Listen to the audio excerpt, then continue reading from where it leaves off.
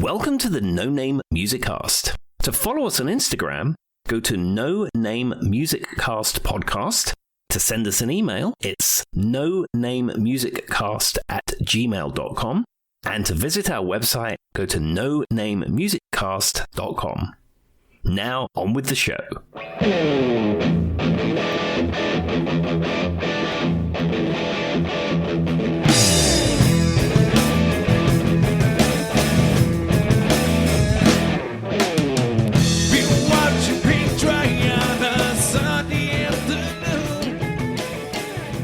Hello and welcome, everybody. Welcome to the No Name Music Cast. My name's Tim, and this is Joy. And as ever, a multitude of topics have been discussed before we hit record and play this evening. Joy and I have a very passionate conversation, and it was probably best that the No Name Music Cast After Dark section has yet to been launched.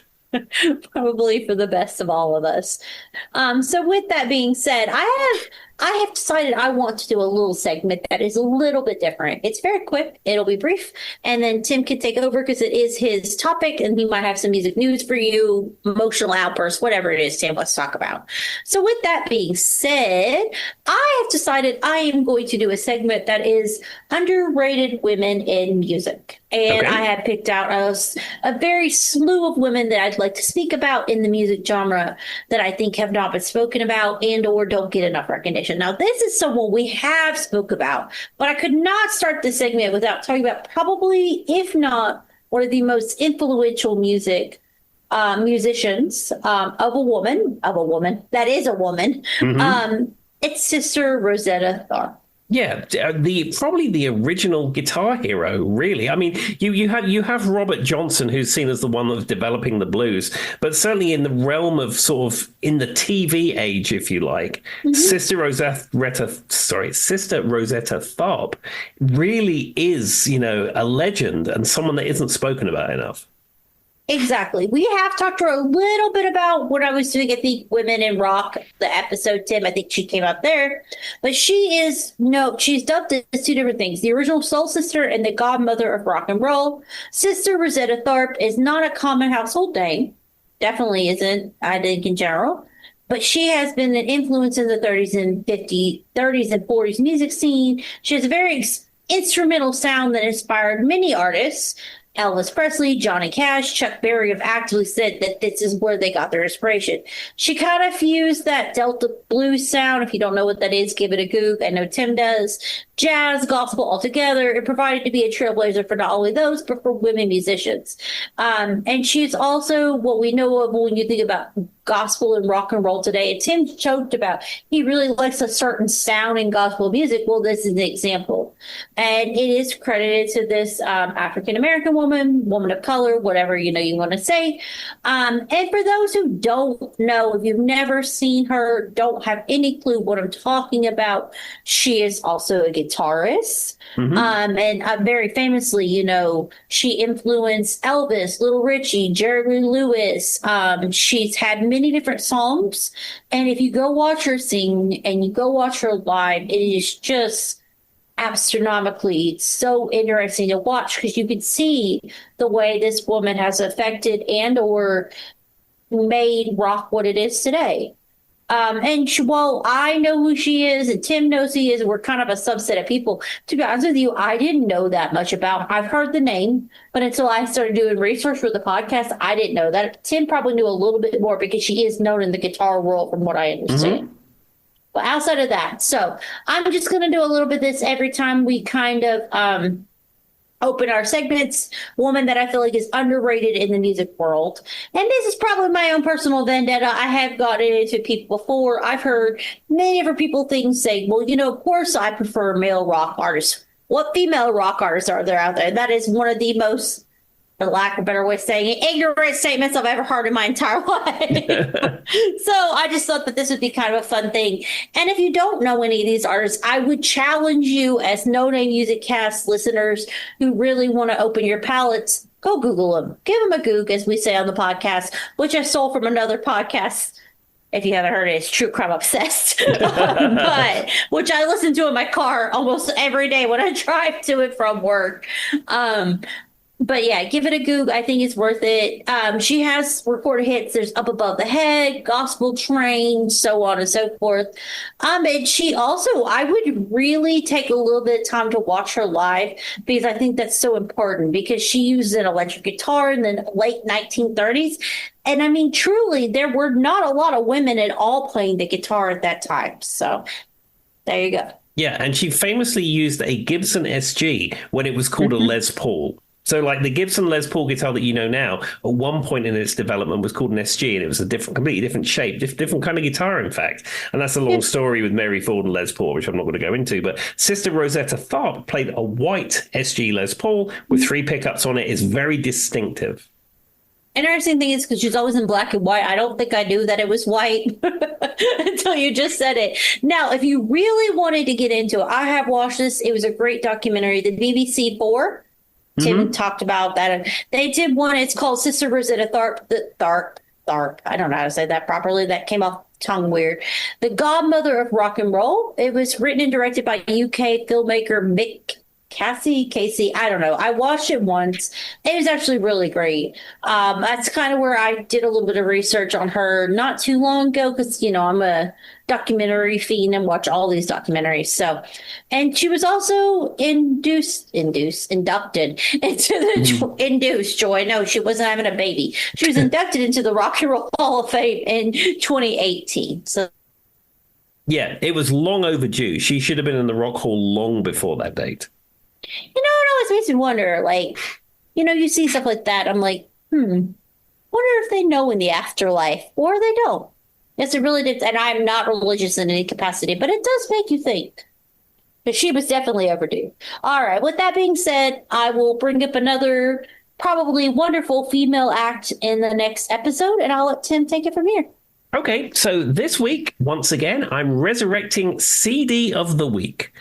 And this week, it is The Flight of the Conchords and their second album, I Told You I Was Freaky. Now, Joy, I think I sent all of the Flight of the Conchords episodes to you to watch. What did you think of it, in particular the second season? I thought the whole thing was great. The music really did make it. I don't know why, but I feel like the name of the show doesn't do it justice, Tim. I don't know what I thought I was getting myself into, but the name doesn't tell you what the show is about. And I feel like that's an unfortunate coincidence for people like me who are really into music and love this kind of stuff. Because I don't know what Flight of the Conchords said to me, but I did not think I was getting to a music duo from New York. That's like the comic duo. I don't know what I thought, Tim. As I said, a lady at work introduced me to Flight of the Conchords, lent me the DVD set and said, you have to watch this. So that's what you did to me. Yeah. And the music on it is really stellar. All the songs are written by Jermaine and Britt. As they are in the show, they wrote all that music on the show. Interesting. Now, this is, as I said, their second album. I Told You I Was Freaky. This has got Her Feelings on it. It's got Demon Woman on there. Fashion is Danger, which is great. Too Many Somethings on the Dance Floor. Carol Brown. This is a really, really good album. I actually have a vinyl copy of this, pressed on green vinyl, but since I'm trying to make 1985 happen again, I'm replacing all my records with CDs. So I actually ordered the CD copy of this so I could have it into my permanent collection. Well, and you were talking about the first season versus the second season. I think the second season is when they really start to kick off with their actual music career. So it's a little bit of a different dynamic. Whereas the first season, for some reason, the Yoko song always stuck out to me, which is ridiculous, the Coco thing. I know we talked about it on the podcast before. I think in the second season, though, the dog with epilepsy stands out to me. It's a whole epileptic dog song, and there's a lady in it called Bra Bra. It's not Barbara, it's Bra Bra. There's just so much to unpack in this show. But the name does not even remotely make you think of anything the show is about. I'm just going to say it. That is what I thought. I know it's a comedy act. There's some, it's a musical comedy. There's a reason, I'm sure, why they called it Flight of the Conchords, but it does not tell me that this is the show I'm going to be watching. No, but spoiler alert, if you watch the second season, the very last episode, they get deported to New Zealand. Yeah, that's true.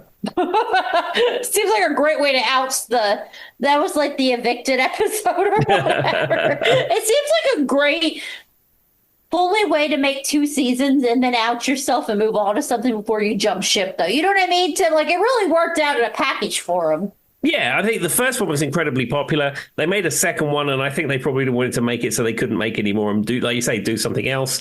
So they got deported back to New Zealand. And plus, it was an excuse for the production to fly everyone to New Zealand for free. Because the scenes when they get deported actually were filmed in New Zealand. Because I looked in the credits and I thought, did this happen in New Jersey or something? And it's like, no, on location in Wellington, New Zealand.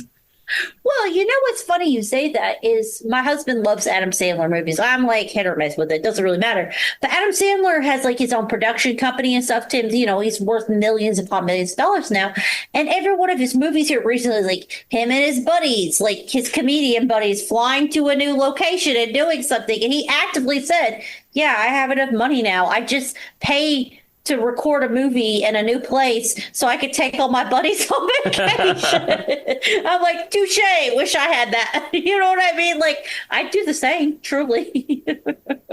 Exactly. But anyhow, this is a great album. I recommend you check it out on the Spotify or the Apple Music or wherever you get your music these days. Or if you're like me, go onto Discogs and buy the CD for $16. Fair enough. Also, be prepared. The epilepsy dog one stands out to me for a reason. That was a lot, Tim. That was a lot. Well, they wanted to do a benefit for Bra Bra for epileptic dogs because they both liked Bra Bra. Yeah. I don't know why. It just stood out to me, and I had never really thought about an epileptic dog till that happened. I learn something new every day. You know, I was the other day when we were out, and I say hiking very lightly because Lord knows I'm not hiking up a mountain. We were in a park walking my dog. And I was like, can dogs get poison ivy? I have no idea. Of course, I went down the Google machine, as one does, and they can't. But it's incredibly rare because their fur naturally keep the oils from basically touching their skin. So there you go, everybody. Fact for everybody. I don't know why, but I spent like 5 minutes wondering that because my dog loves to go sniff everything. You know what I mean? If there was ever poison ivy there, I'm like, I didn't get poison ivy. I mean, I don't see why he couldn't, but it's just incredibly rare. So there we are. Well, Joy, we learn something every day. All right. With that being said, take it away, Tim. Okay, so this episode, this is an artist that we talk about occasionally because of the song. And I thought we should talk about this artist, but try not to talk about the song, even though we're going to end up talking about the song. So this week, this is going to be your Journey episode. Okay, well, I will try my hardest because we know I have very distinct feelings about most Journey songs. So let's do it. Okay, so I'm going to try and dance around the song. I mean, we may get to it, we may not. We will see what happens. Okay. So the first song I'm going to talk about, and I should also add, all these songs I'm talking about come from the 1988 Greatest Hits compilation, because really in the realm of Journey, especially if you want Steve Perry Journey, this is pretty much everything that you need. Now, they've continued to release music with their new singer, Arnel Pinera, I think his name was. How do you pronounce his last name? Panera, I think. Panera. Yeah. And what are you asking me, Tim? I ask you to pronounce everything. I don't know. Well, as I said, they've continued to tour and they've continued to release new music. They've continued to do all kinds of stuff and develop as a band. But really, in the realm of Journey, most people just want things from the Steve Perry catalog. You know what I think the weirdest thing about Journey is, and I didn't even know this until American Idol, Randy Jackson being a bass player in Journey. I don't know why that sticks out to me and like all the history of the world, but it does. Yeah, Randy Jackson was a very well established session bass player, very much wanted and in demand session bass player who did that for decades. He was a member of Journey. He played on Jackson's records. He was, If you think of, if you're familiar with Will Lee is a New York-based bass player, was in David Letterman's band, and Yeah. during the 70s and 80s, if there was a session going on in New York City, 9 times out of 10, Will Lee played bass I on only it. know it from like the session kind of side of it because I was like the documentaries I've watched. It's just very interesting because to be fair, and for those who don't know this, a lot of like Journey's one of those kind of like we joke about those bands that have had like 74 members at this point. It's a Yeah, lot of members of Journey. yeah, and also I think Randy Jackson also played in Toto for a period of time as well. Oh, I didn't even know that. I do know Bad English is like quote unquote a spin-off of Journey, I guess. Because the keyboardist, right? Didn't he go back and forth or something? Jonathan Cain, yeah. Yeah, that's the only thing I know. But I mean, would you call him a spin-off or just happen to be the keyboard went somewhere else? Not so much a spin-off, but like a cousin of, if you will. I mean, to be fair, there's only like, I mean, maybe not. I don't know. It might be American phenomenon, but isn't there only like two or three Bad English songs most people know? Yeah, and I'd imagine in the UK, no one's heard of Bad English, to be fair. Oh, okay. I wasn't sure if that was American because all I think about is that When I See You Smile. Yeah, That's and still a that's song I the know for only them. song of theirs I know too. All right. Well, let's not speak about that song, but what's your first song, Tim? Okay, so the first song that we're going to talk about is the song "Any Way You Want It." Now, there's even a music video made for this. Anyway you want it. That just sounds like to me, Tim. It should be in every car commercial ever, which it has been. Yeah, it should be selling everything from cars to chewing gum to cheeseburgers and everything like that. I'm sure it's been used for all of those. And could be turned on the radio. If you walk into a CVS, you might hear any way you want it.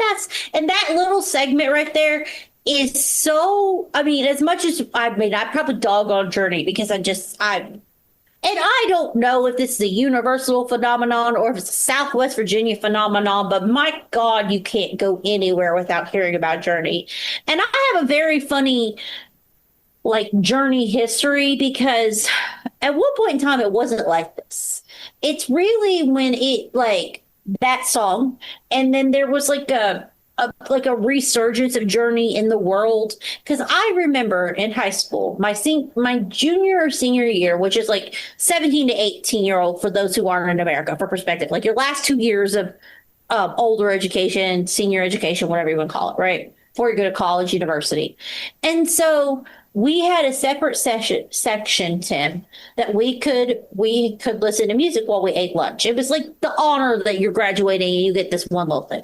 We constantly get in trouble because we turn our music up too loud, and it would literally be all day. Students putting in a CD, turning it up, teachers coming up and turning it down. It was like classic movie.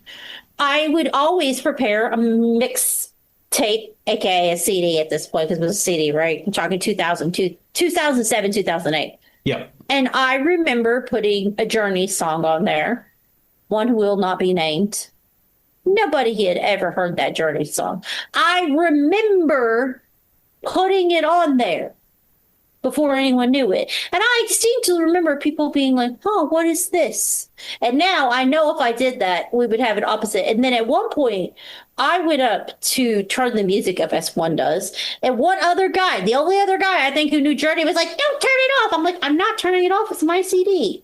The other one that was that I loved that was on there that a lot of people didn't know, but there was a subset of people who knew it from South Park is Asia Heat of the Moment.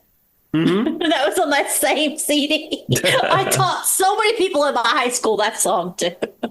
I mean, that Asia Heat at the moment is a great song, but in fact, the whole of the Asia self-titled album is superb from top to tail.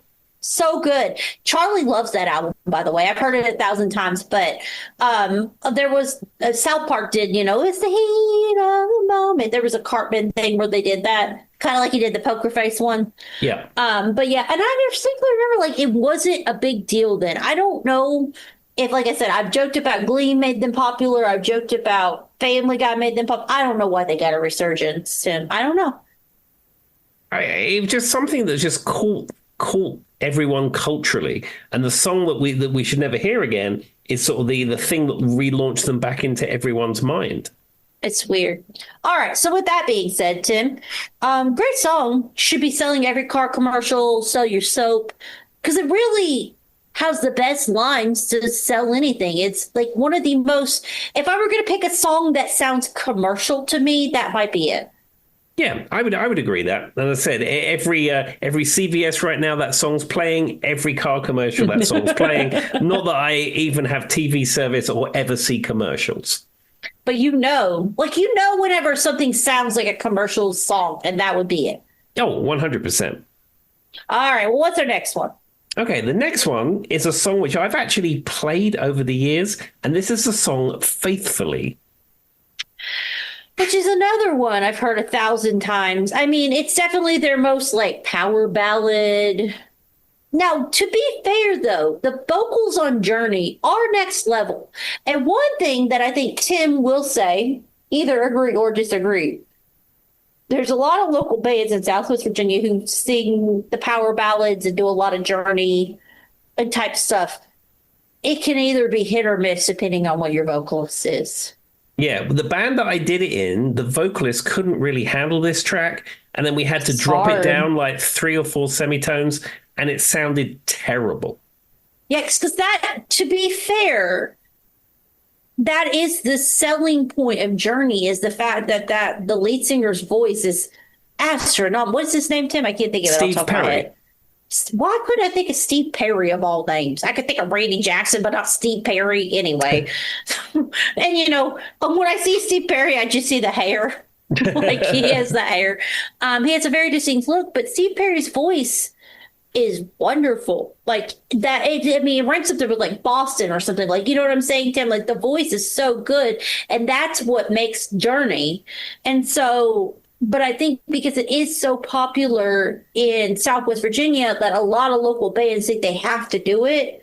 And sometimes they do it well, and as Tim says, sometimes they do not. Modulating a Journey song more than like 1 or 2 levels is just unacceptable. Yeah, you can drop it down a semitone. When you get into multiple semitones of dropping it down, it just sounds really, really weird. Now, the interesting thing about this song as well, song was being made around the same time that Prince's Purple Rain was being made. And in fact, Purple Rain, the song, was released before Faithfully. So they were mixing Faithfully. They had almost finished it on the album that it was on. And then Purple Rain came out.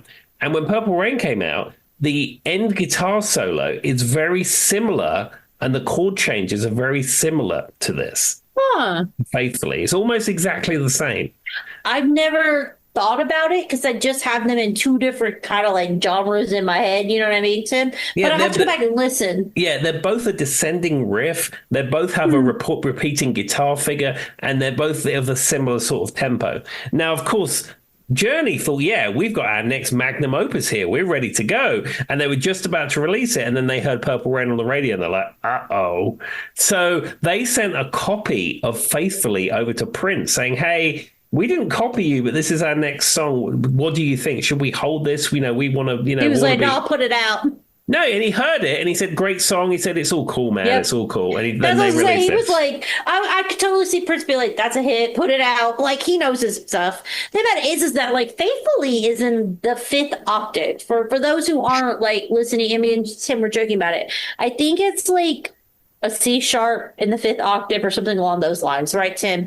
And what's interesting about Steve Perry is when you listen to him sing, he can flip from his chest voice, which is very intense, to like a falsetto, and you never hear the flip, right, Tim? Like you don't hear it. It always sounds very chest dominant, which goes really well in rock music because you don't want to hear like an overly falsetto song, right, Tim? Maybe if you're talking about like I believe in a thing called love. Like the falsettos on that are pretty cool, but it has to be done well. But that's not going to work for Journey. But like we're talking about, and the thing about it is if you're going to do Journey and you're in a local band, don't do the song that's a C sharp in the 5th octave. Like I know. Pick one of the other ones. Sometimes in a band, I'm not saying this was the case in any of the bands I've been in. Sometimes you just can't tell people, especially the lead singer, if the lead singer has a certain kind of personality, and especially when the lead singer maybe owns the PA as well, you just have to roll with it. I know. I'm not saying you, Tim. I've just noticed that be a thing because I'm like, why are they choosing to do Faithfully? I don't even know as a female soprano that I'd want to sing that, right, Tim? Like, and I know realistically, I'm not as like I don't have a great flip from my head to my chest voice. Like I'm not a professional singer. Steve Perry is, right? And so, but like what's interesting about it is with rock music, you don't really want to hear that swap. You need kind of it to stay strong all the way throughout. And that's about more like airflow and texture and tone and things like that. This is Joy's nerdy side coming out. And as much as Journey drives me insane, Steve Perry is literally like if you were gonna like do a textbook person who does that well, it's him. Yeah. It's him. Not only does he do that, he has a very distinctive voice. Because like certainly like We Are the World, you know the minute Steve Perry comes on the mic. It's true, and it's rich because like he also has because I would say he's probably I've never Googled what vocal range Steve Perry's in because it's so vast, but I mean he does have he has a baritone sound, so he has a nice lower register as well, but then he can flow so beautifully into these high notes, and that smoothness that is actually what makes or break from a novelist like I am to like a professional singer, right, Tim, is that ability to be able to go through that and you never hear that change. That's what you want to hear on a record. Because I've said over and over and over again on this podcast that I will preach it till the day I die because I know this is someone who's studied music for years and loves to sing. People's ears they like that like flow, Tim. They like the simple. They don't want to hear the struggle. I don't know how to explain. Now there are songs where like good vocal range, we could get into octave. But like when it comes to like a rock song like Journey, like that, like being able to transcend and it just sounds the same all the way through, and you don't have to hear any kind of roughness in it, and you hear this like that sells records. Yeah, it's a record voice, and there is a difference between being like the most wonderful opera singer in the world, and you have a lot of tone, a lot of textures and things like that. That's great for the stage, but for someone selling records like Journey, he really is the textbook voice for that. Yeah, 100%. Which is why they're one of the greatest selling artists of all time. I don't know why I'm trying to justify it like Journey's underrated or something. Yeah, I mean, they have songs on the Spotify which have been played in the billions. Just putting that out there. Okay, well, with that being said, there's a reason why, though, is what I'm saying. Like, it's not just, and I think that what I'm getting at, Tim, is like, it's not always being the greatest singer. It's also having the voice that sounds good on a record. Yeah. Wow, that sounded better in my head. Seems obvious now I said it out loud. All right, move along. Okay. I sounded like I was going to say something philosophical. No, it's very obvious. All right, go ahead, Tim. All right, so the next song that we're going to talk about is the song Wheel in the Sky. Now, this is a song that you will hear on WROV 96.3 The Rock of Virginia if you turn on the radio right now. It just keeps turning, Tim. That wheel just keeps turning. Exactly, 184 million plays on the Spotify. If nobody knows what we're talking about, the next lyric of the song is "The wheel in the sky it keeps on turning." It does indeed. So that was the joke. Just in case you're not one of the 4 billion or whatever Tim said listeners on Spotify right now. I don't have much. That is one though that I've never heard a local band attempt. Have you played it before? No, I've only ever played a few Journey songs, but yes, Wheel in the Sky is one that's played on the radio, that's part of that sort of playlist. You would maybe hear it in a CVS, but no, I've never heard a local band tackle this. I think with a lot of Journey stuff, it's rare that you have a local band that actually has a singer that can hit those notes. I would rather them sing this than Faithfully. I would rather hear a local band sing Wheel in the Sky over Faithfully. Oh. Maybe that's just because I'm so tired of hearing Faithfully. I don't. What were you saying, Tim? Sorry, I cut you off. Yeah, I was going to say, I would like to hear this purely just for the diversity of the fact that not everybody plays it very often. It's also just probably well, I don't know. I'm trying to think like vocally, it's easier than Faithfully. You say that, but it's probably got peaks and troughs in it, which it's true. I'm not thinking all the way through. Yeah, you need to be a Steve Perry to do that.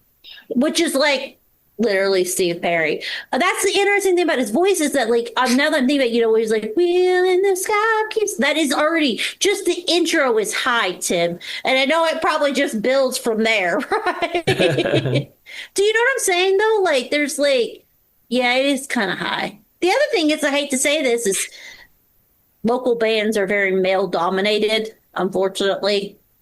Take it for what it is. I don't know why I'm saying that so bad, but it is true. And so, and for a man, like even just the wheel in the sky keeps on turning, it's already high, right? And then he goes up to, and I don't, like that's high for me. So yeah, you're right. Maybe not.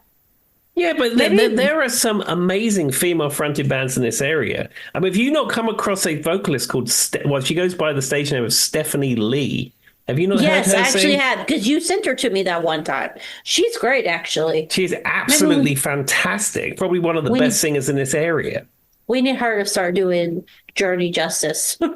And she could. I mean, yeah, her Absolutely, voice probably. is strong enough to do that and pull it off, and it would be amazing. Okay, I gotta give this a go. What vocal range?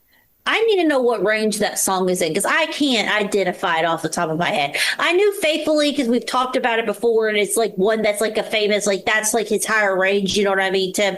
But what Wheel in the Sky by Journey? I want to know. Oh, okay, well, it's a B2 to an F5. So, yeah, that F5 would do a lot of danger. It's an F5. It's an F sharp 5, by the way. It's a sharp, y'all. It's a sharp. So, you would either need to have a controlled head voice or a really good falsetto to pull that off. So, yeah, Tim's probably right. Journey, but the thing about it is because he does it so easily, it's hard even for like a trained ear to realize. Do you know what I'm saying? Like he makes it so easy on the ear, and that's why it sells millions and why people keep trying to sing it themselves. Yeah, I think a lot of these songs as well must be karaoke classics at this point, especially the song that we've been dancing around that we haven't actually spoken about yet. You say that, but I've been in karaoke quite a few times, and I haven't really heard a whole lot of Journey. Of course, it's been a while. I don't know. And the thing is, I've with alcohol and courage, the fact that Steve Perry is an amazing singer doesn't really matter. Mhm. I know. And what's funny is, like, I remember the last time I went to karaoke, I was looking at their list and I was trying to figure out what song I want to sing. And the guy was like, just pick what your heart feels. And I was like, you don't understand. No, I'm not doing that. I was like, this is me, and I know what I can sing, and I know exactly where my range is. You're not talking to the average. And I was like, and I'm thinking, is he telling every karaoke singer out here to get out here and sing Whitney? Because nobody wants to hear me sing Whitney, and I don't want to sing Whitney right now. Like, what are you talking about, sir? No. What are your karaoke classic songs? These boots are made for walking is always one of my favorites. An I've done absolute that one quite a few classic. times. Love an Nancy Sinatra. I love anything Shania Twain. Whose boots have these? Whose boots have this bad bit under? Is almost what I said, but you know what I was trying to get at.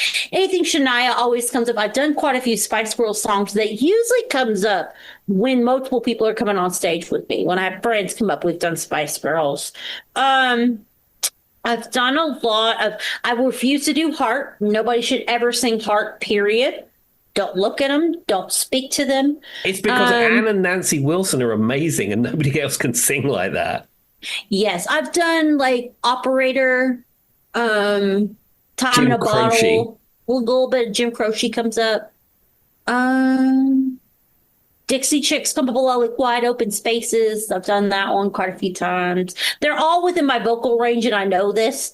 Wilson Phillips, love a Wilson Phillips. Hold On's amazing. Oh, that's fantastic. I think you're getting a job. You're getting the kind of vibe that I go for when I sing. I'm trying to think else. I mean, I can tell you that my karaoke repertoire mirrors my live performance vocal repertoire. So it would be Love Shack, obviously. Of course. I have done some Right Said Fred songs like Deeply Dippy and I'm Too Sexy before now. And I have once before done Queen's Crazy Little Thing Called Love. And that's pretty much where it goes. I cannot sing. My talents lie in other things, and it's not singing. That's fair. I've done a lot of like 80s, 90s, very like kind of women. Like, but I will say the one woman I said I stay away from her. I also stay away from Blondie. Her voice. I know that's not her name, but we talked about Debbie over here. But her voice, like the tide is, it sounds easy, Tim. It's kind of like Steve Perry. It Yeah. sounds easy, but nobody else but her does it well. They just don't. I don't know how to explain it. I'm trying to think of anybody else I've ever sang.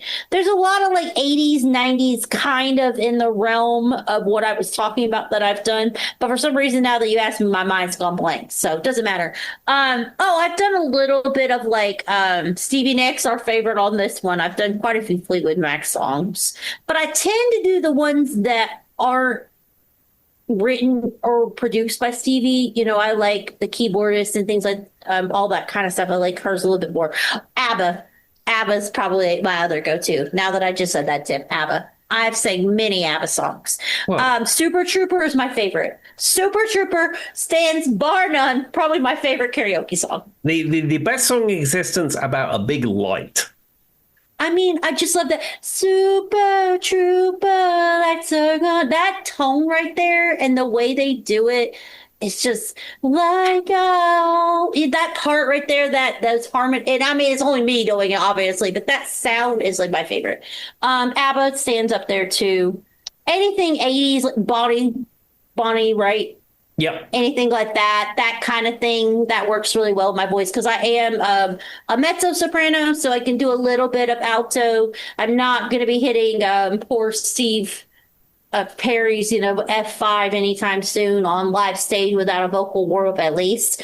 And probably won't ever, I mean, I'm not saying I'm going to ever sound as good to him, but I have that kind of like Madonna kind of range where you can do a little bit of lower register, but I do predominantly sit in a higher register because I am a mezzo soprano. And actually, most your main pop artists are mezzo sopranos, like Beyonce, any major female, Madonna, Katy Perry, they're all mezzo sopranos. Yeah, yeah. That's where they tend to sit, and that is the most like common vocal range for someone who's pop star. All right, well, enough about that. But if you want to catch me singing ABBA, come down to Bullet Bones. I don't know. I haven't actually been to karaoke in a while. All right, what's our next Journey song? Okay, the next Journey song, which Joy has not performed at karaoke, would be Who's Crying Now? Now, I'm of the opinion that Who's Crying Now is very similar to Faithfully. It's the same kind of idea. It is. It is one of their very belty, rangy, all over the park. And there's like a repeated guitar solo in it, I think. Is there There's like that some repeated? yeah, and then it breaks in on the neck pickup, and he cuts to the bridge, and then it's got more of a improvised type lead to it. I think I remember that more than the actual. But this isn't one of their like, I guess it was a hit, but it's not one that, like, if you went to a CVS, I think you would hear it that often. But I remember that it almost sounds like a cry that, like, who's crying now? Like, it really almost sounds like a cry, if that actually makes sense. And maybe that was on purpose. Looking back, I said that sarcastically, like, it kind of sounds like a cry, but I mean, the song is Who's Crying Now? I mean, it could be. I've never thought of it like that. I mean, I've heard this song 52 million billion times, which is actually the accurate amount of times I've heard it. And that has never dawned on me before. I mean, I've heard it 52, I don't know, maybe 47 billion, give or take, something like that. Yeah. And when you did that, I realized the reason it sits in my head is it's kind of like a cry or like a almost whiny kind of sound. But then when I said, who's crying now? I was like, well, maybe that was on purpose. Possible. Huh. And that's his name's like what, Neil something. What's the guitarist's name, Tim? Neil something.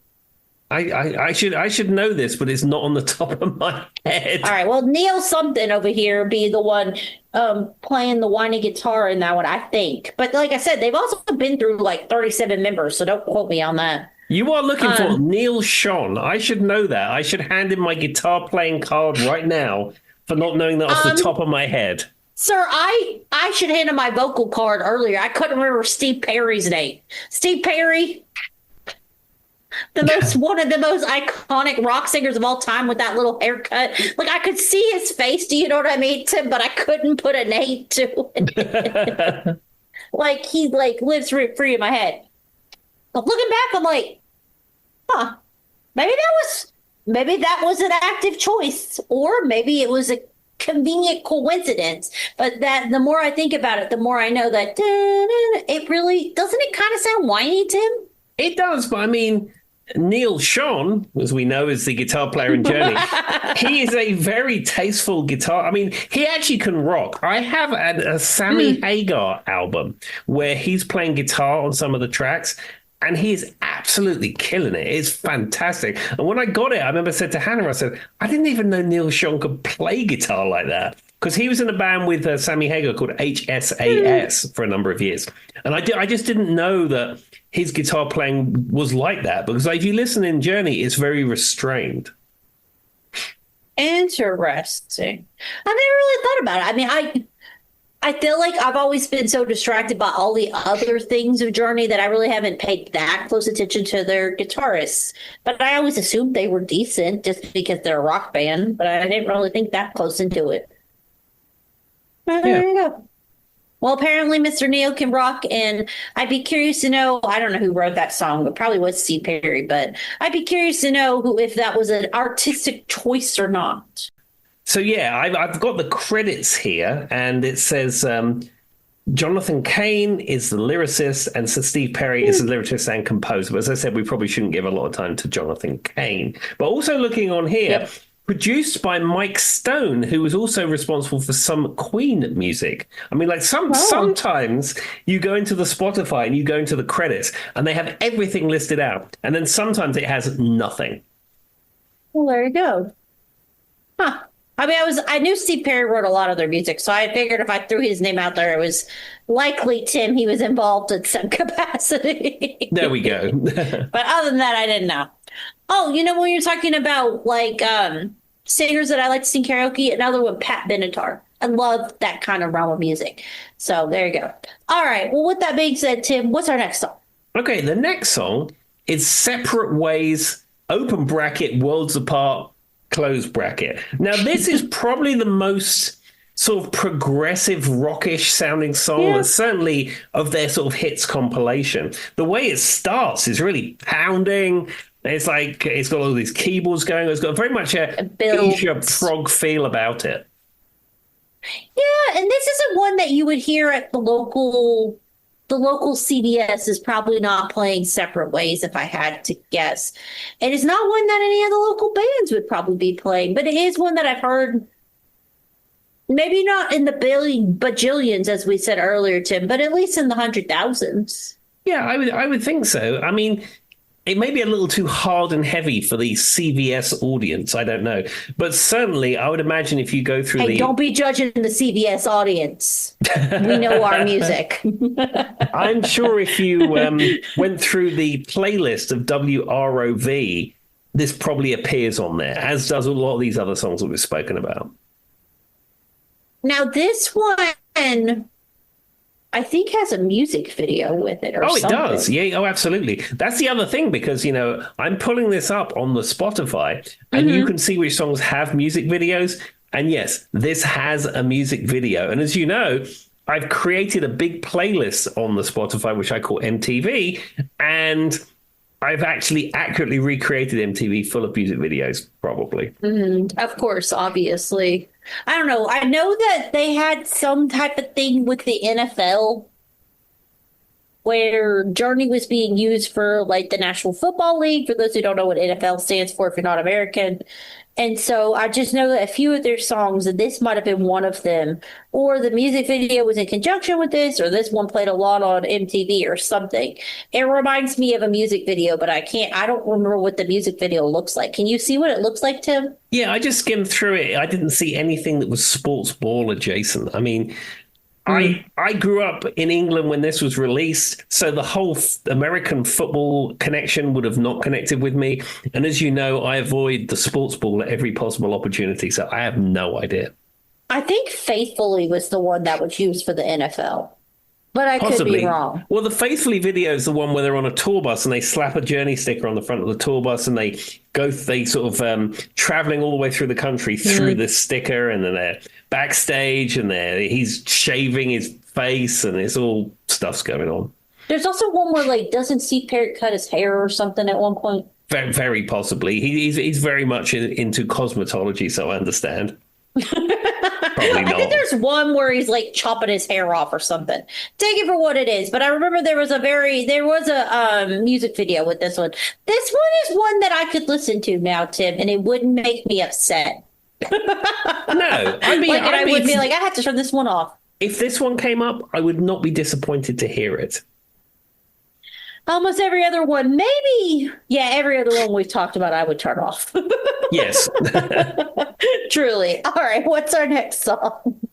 Okay, so this is another ballady one, and I assume this is one you're familiar with. It's certainly, I don't know if it was a single, but it's in one of what they call the Dirty Dozen of Journey songs that people know, and this is Lights. Lights. How does it go? It doesn't ring a bell. And the lights. Oh, yeah. Oh, yeah.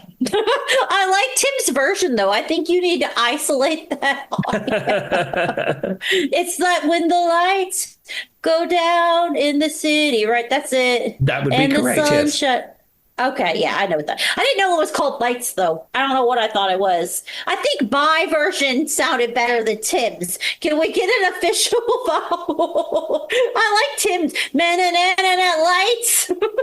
How did you do that again? And the lights. It's what's known as the Vic and Bob pub singer version. You're familiar with Vic Reeves because I've introduced you to Vic Reeves, but you've never seen Shooting Stars, have you? I have not. Is there a pub version of songs? No, Shooting Stars was a celebrity game show that sort of had very inconsistent scoring, which is more like a piece of performance art than it was a game show. But there was a round in it where Vic Reeves did the club singer round. So you had to guess what he was singing, but he was doing it by like a club singer. So he would go, okay, time to do the club singer round. And all he had was a drum beat. And he'd go,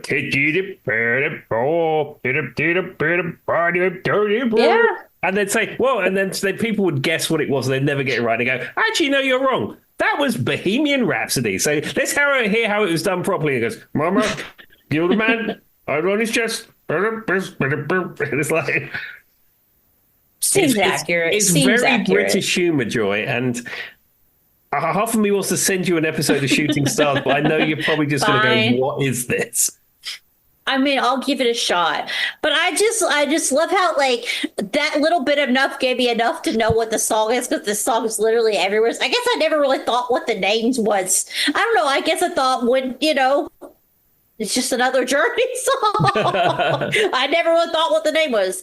Now this song is also one that's been used in a lot of like car commercials, TV shows, movie deals, and it's always that literal when the lights go down in the city and the sun shines on the bay. I couldn't remember what the lyrics were for a minute. That, and then, oh, I want to be there in my city. That like piece is used probably 1,000 times. Like if you looked up the net worth of this song, I imagine it's probably just as high as some of the other ones we've talked about, at least in American culture. I don't know if this is just an American phenomenon, but this song's probably been used millions of times in everything.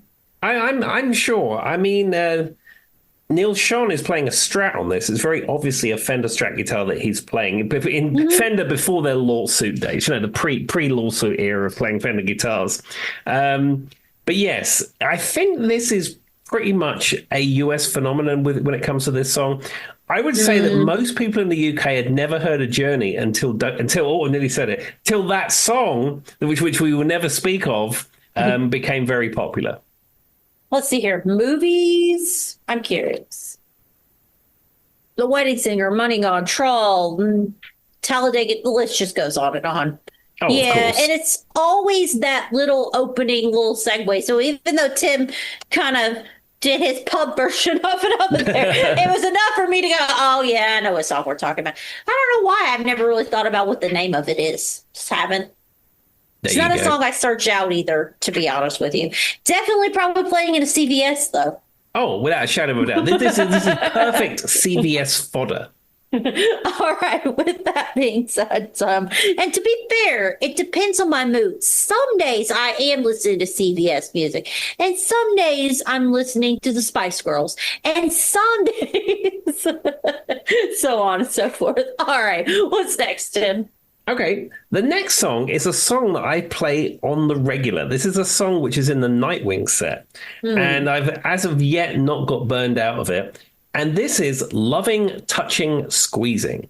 I don't think I am burnt out of this song. I've definitely heard it, quite a bit. And there's a lot of, but the thing about it is if you're playing it, Tim, you don't really have to know that many lyrics. There's like 74 lines of na na na na na. Yeah, na na na na. Like it would be easy to learn from the vocalist. Anyway, no, what if you guys don't know, like the whole, what is there, like what, 2-3 verses, Tim, and then it's just nah. It's literally Oh, yeah. like I wasn't joking when I said that. I don't know. I don't really think much about the song, but I will say I'm not really burnt out on it. Not particularly. It's a good one, and I could see this being like a good, like kind of rock, like arena kind of song. It's probably fun to play too, I would imagine, Tim. This is probably funner to play than other Journey songs. Yeah, it's sort of a blues type song, really. It's just a three-chord blues song with an F sharp minor in it. Hmm. That doesn't make sense. I mean, but yeah, of all the Journey songs, is this the one you prefer to play? I mean, it's fine. I mean, I play it because it's in the set. I mean, I'm just curious. I would probably play something like Wheels in the Sky if I had preference of this stuff. But you join a band, it's in their set, the singer likes it, so you do it. Well, it's also like if the singer sounds pretty good singing this, he might be able to pull this one off and not necessarily Wheels in the Sky. Yeah, I think the As singer we in Nightwings discussed. could pull off any of these songs, but he does a very good You job think of so? loving, touching, squeezing. It's also probably a fan favorite. I could see this going over well with the audience, which is something you have to think about when you're performing at the local Moose Lodge. It's true. Absolutely. When you're hard rocking like me, I will tell you, a friend of mine, Darby Todd, who I used to go to the Red Line Jam with, he has gone from from the Red Line to some very much greater things. He played with Martin Barr, the singer from Jethro Tull, and I saw him at the Harvester that's at Rocky cool. Mount. He was in a band with Justin Hawkins, and in fact, at Oh, the Isle of wow. Wight Festival, he played drums with The Darkness. He's been playing with a progressive metal artist called Devin Townsend and released an album with Devin Townsend and has toured the world with that. And last weekend, he was at a huge stadium in Greece filling in for the drummer from Wow. Anthrax. What? Yeah, he depped That's a gig crazy. with Anthrax, and they were on tour with Iron Maiden. Anthrax is supporting Iron Maiden, and he'd stepped the drum gig for Anthrax for a gig. He's doing that. Guess where I'm playing this weekend? A Moose Lodge. Touche. Touche. Well, good job, sir. Yeah, he's a fabulous drummer. I He's a made the Moose Lodge joke, but apparently Tim really is playing a Moose Lodge. Yeah, this he's weekend. a super nice guy. He's a very talented drummer. He deserves all the success he gets. But I'm just saying, he's doing that. I'm playing the Moose Lodge. So, on another note, Tim, which Moose Lodge are you paying if anybody wants to come see you this weekend? If you want to come and see me and get in your time machine, because when you get this will be long after the fact, I will be playing this weekend at Lexington Moose Lodge, Lexington, Virginia, up by Natural Bridge. You're more than welcome to come. It's from 7 till 10. If you're not a member, I believe they can sign you in twice before you have to become a Moose member. But as I said, you will have to own a DeLorean to come to this gig, because by the time you hear this, it will have already happened. A Moose member. I love that. I might join a Moose Lodge if I can call myself a Moose member. That's a great I mean, term. yeah, you could do you all of the dues go to Moose Heart. Yes, that's true. And they do like an official oath and stuff, as we've talked about. They It's do, very and then there's some interesting. kind of children's home at Moose Heart or something. It's a charity. Wonder if like the owner was really big into moose. Meese? I have Mooses? no idea. I do know that moose lodges have a moose head on the wall, and depending on how many square feet the moose lodge is, they have multiple moose heads. Yes, I've seen that before. I guess it'd be mooses. There's meeses in a word. Mooses. I assume mooses. Yeah, we'll go with mooses. All right. Well, anyway, this isn't a wildlife biology podcast. But if anyone knows the history of a moose lodge, I kind of want to go down that rabbit hole. I'm I'm curious. in them almost every single weekend. I should know more about them than I do, to be fair. Well, if I find out, Tim, that the owner was a really big moose head, I'll let you know. Well, I appreciate it. I think it's because they were founded in a place called Moose Heart or Moose Haven, which is a place where there's a hospital or a children's home or something like that, and that's when all the charitable monies go to that. I mean, that sounds more likely than what I was thinking. I was like, did he just really like moose? All right. What's next? Okay, so we're coming up towards the end of this episode, and I'm going to address the elephant in the room. I almost said the name, but I'm still not going to say the name. But I'm going to mention to you that song. That song, which on the Spotify has had 2.8 billion streams. I want you to look up the Glee version of that song. I want to know how many streams it has. Okay, let's have a look. Glee, that song that we do not talk about. He who should not be named. Okay. Where are we? On the Spotify.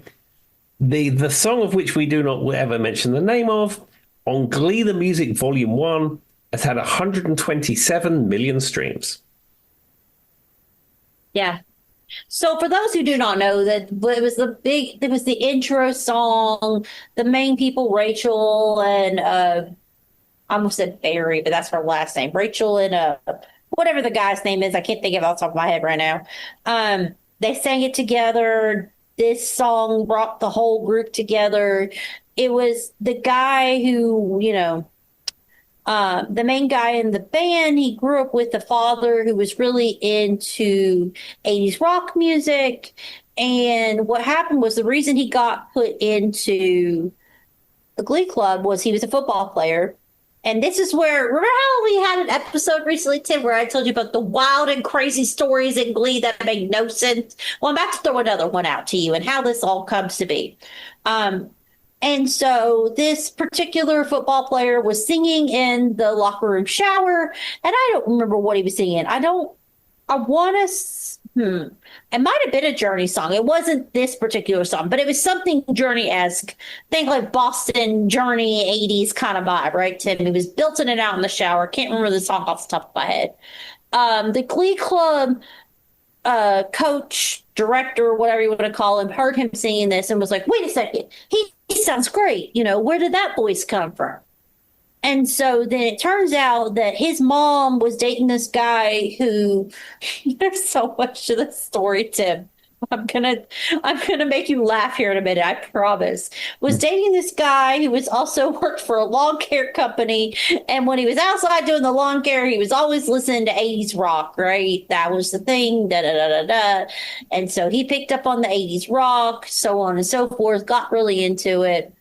And I think this is also in the same episode called Grilled Cheeses, where you saw Jesus in his grilled cheese, but that's a debate for another time. Anyway, so he makes him join the Glee Club because he swears he found MJ in his locker. It wasn't his. And he says if he joins the Glee Club, the director did this, by the way, Tim, did this. He literally did this.